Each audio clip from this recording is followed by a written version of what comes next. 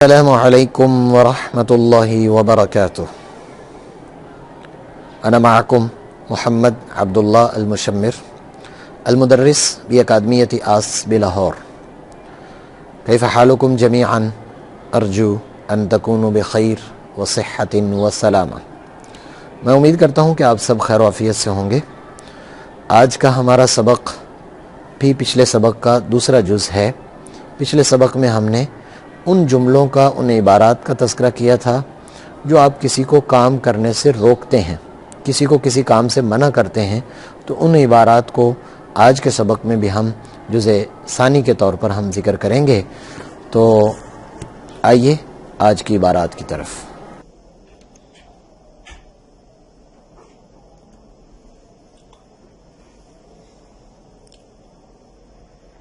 الدرس السابع والخمسون، 57 number سبق.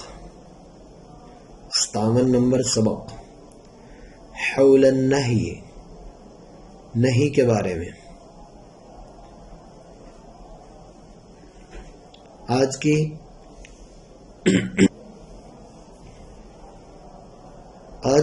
اس سبق میں ہم جب کسی کو منع کرتے ہیں تو جن عبارات کا استعمال کیا جاتا ہے آج ہم آئیں گے. سب سے پہلی عبارت ہے لا تتصل بی مرارا. لا تتصل بی، مجھے کال نہ کیجئے، مرارا، بار بار، یعنی مجھے بار بار کال نہ کریں. لا تأکل الطعام کثیرا، لا تأکل، نہ کھائیں، الطعام، کھانا، کثیرا، زیادہ، یعنی زیادہ کھانا نہ کھائیں. کسی کو کہنا ہو کہ زیادہ کھانا نہ کھائیں تو لا تأکل الطعام کثیرا. لا تکن احمقا، آپ بے وقوف نہ بنے. لا تکن احمقا، آپ بے وقوف نہ بنے. اس سے آگے والی عبارت ہے لا تکن متشددا. لا تکن متشددا، نہ ہو جائیں متشددا، زیادہ سختی کرنے والے، یعنی زیادہ سختی نہ کریں کے لیے ہم عبارت استعمال کریں گے لا تکن متشددا. اس سے اگلی عبارت ہے لا تبصق فی الطریق. لا تبصق فی الطریق، بصق یبصق معنی تھوکنا. لا تبصق، نہ تھوکیے، فی الطریق، راستے میں، راستے میں نہ تھوکیے. اس سے آگے والی عبارت لا تسأل، نہ پوچھیں، عن اشیاء، چیزوں کے بارے میں، مختلف چیزوں کے بارے میں سوالات نہ کریں. کسی کو کہنا ہو کہ مختلف چیزوں کے بارے میں زیادہ سوالات نہ کریں تو لا تسأل عن اشیاء. قرآن میں بھی آیا لا تسألوا عن اشیاء، بہت ساری چیزوں کے بارے میں سوال نہ کریں. لا تؤاخذنی یا رب، یہ ایک اللہ سے التجا ہی ہے کہ اے ہمارے رب ہمارا مواخذہ نہ کرنا، اے میرے رب میرا مواخذہ یا میری پکڑ نہ کرنا. اس سے آگے والی عبارت ہے لا تمازحنی. مازح یمازح کا مطلب ہوتا ہے مذاق کرنا. لا تمازحنی، مجھ سے مذاق نہ کیجیے، کل وقت، ہر وقت، ہر وقت مجھ سے مذاق نہ کریں، ہر وقت مجھ سے مذاق نہ کریں. لا تخف منی، لا تخف، نہ ڈریے، منی، مجھ سے نہ ڈریں. اس کے لیے عربی عبارت آئے گی لا تخف منی، مجھ سے نہ ڈریں. اس سے نہ ڈریں، لا تخف منہ، اس سے نہ ڈریں. لا تخف من الاستاذ، استاذ سے نہ ڈریں. لا تقرأ المجلات کثیرا. مجلات، مجلت ان کی جمع ہے بمعنی میگزین، اور یہ جو رسائل وغیرہ ہوتے ہیں. تو کسی کو کہنا ہو کہ زیادہ میگزینز نہ پڑھیں تو کہیں گے لا تقرأ المجلات کثیرا، زیادہ وہ نہ پڑھیے. اس سے اگلی عبارت ہے لا تقلق یا فؤادی. جس سے انسان کو کبھی محبت ہوتی ہے اور وہ پریشان ہو تو ہم کہتے ہیں اے میرے دل، یا اے میرے یار یا دوست، تو کہا جائے گا لا تقلق، نہ پریشان ہو، یا فؤادی، اے میرے دل یا اے میرے قلب. تو یہ محبت کے طور پر استعمال کیا جاتا ہے. لا تستعجل فی امرک. لا تستعجل فی امرک، اپنے معاملے میں جلدی نہ کیجیے. لا تستعجل، جلدی نہ کریں، فی امرک، اپنے معاملے میں، یعنی معاملات میں جلدی نہ کریں. لا تبعثر المتاع یا ابنی، لا تبعثر، بعثر یبعثر مانا بکھیرنا، نہ بکھیرے، متاع مانا سامان، یا ابنی اے میرے بیٹے، اے میرے بیٹے سامان نہ بکھیریں. جیسے چھوٹے چھوٹے بچے گھر میں سامان وغیرہ بکھیر دیتے ہیں تو اس کو منع کرنا ہو تو یہ عبارت استعمال کی جائے گی. لا تسرف فی استعمال الماء، لا تسرف اسراف نہ کیجیے.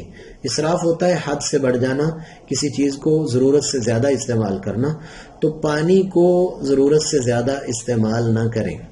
لا تسرف قرآن میں بھی آیا ہے کلوا واشربوا ولا تسرفوا، اسراف نہ کریں یعنی حد سے نہ بڑھیں. لا تفتح الباب الآن، لا تفتح نہ کھولیے، الباب دروازہ، الآن ابھی، ابھی دروازہ نہ کھولیے، ابھی دروازہ نہ کھولیے. لا توسخ ثیابک یا بنی، لا توسخ، وسخ یوسخ کا مطلب ہوتا ہے گندا کرنا. لا توسخ ثیابک، اپنے کپڑوں کو گندا نہ کیجیے، یا بنی اے بیٹے، اے میرے پیارے بیٹے. بنیہ کا مطلب ہوتا ہے میرے پیارے بیٹے، چھوٹے بیٹے. لا تتکاسل، لا تتکاسل سستی نہ کیجیے، فی طلب العلم، علم کو حاصل کرنے میں سستی نہ کریں، علم کو طلب کرنے میں سستی نہ کریں. اور آخری عبارت ہے لا تجادلنی، لا تجادلنی، جادل یجادل کا مطلب ہوتا ہے جھگڑا کرنا. لا تجادلنی، مجھ سے جھگڑا نہ کر اے میرے بھائی، مجھ سے جھگڑا نہ کرو اے میرے بھائی. اور اس کے بعد جو ہے وہ یہ تقریباً سارے مذکر کے میں نے استعمال کیے ہیں، باقی ان سے مؤنث کے نہیں کے صیغے کیسے بنتے ہیں تو آپ نہیں کے اس سبق کی طرف رجوع کیجئے، آپ کو مکمل طریقہ آ جائے گا اور کوشش کر کے اس کو سمجھ لیجئے گا. امید ہے کہ آج کی عبارات آپ کو سمجھ آئی ہوں گی. کوشش کیجئے ان کو بار بار دہرائیں اور جب ان کی ضرورت پڑے تو ان کو استعمال بھی کریں، اور پھر لکھ کر کے ہمیں بھیج دیجئے. اور کوشش کریں کہ ان عبارات کے سٹرکچر کو اور اس کی ترتیب کو دیکھ کر کچھ خود سے اپنے پاس سے عبارات چند ایسی بنائیں جو آپ کو ضرورت پڑتی ہے، وہی آپ کا سٹیپ ہوگا سیکھنے کے لیے. اور مزید اس کے ساتھ یہ کوشش کیجئے، میری آپ سے بہت زیادہ ریکویسٹ ہوگی کہ یہ جو زندگی کی ایک دوڑ ہے، یہ جو زندگی کا ایک ولولہ ہے، اس زندگی کے دوران کچھ ایسے کام جو خالصتاً اللہ کی رضا کے لیے ہوں اور لوگوں کو اس کے بارے میں معلوم نہ ہو، کوشش کیجئے کہ اپنی اس 24 گھنٹے کی زندگی میں کوئی ایک آدھا ایسا کام میں اور آپ کر جائیں جو صرف اللہ کی رضا کے لیے ہو. وہ کسی غریب و فقیر و مسکین کے ساتھ اچھا معاملہ کرنا ہو، چاہے وہ کسی ایک بچے کی تعلیم کا انتظام کرنا ہو، چاہے کسی کے ساتھ اچھے انداز سے بولنا اور اس کے ساتھ اچھا تعلق قائم کرنا ہو. تو انشاءاللہ تعالی یہ چند سٹیپس اور چند لمحات اور یہ چند خطوات ہمارے لیے قیامت کے دن بہت بڑے اجر و ثواب کا باعث بن کر ہمارے سامنے آ جائیں گے. آج کے سبق کے لیے اتنا کافی ہے، اگلے سبق تک کے لیے اجازت دیجیے. اللہ حافظ. السلام علیکم ورحمۃ اللہ وبرکاتہ.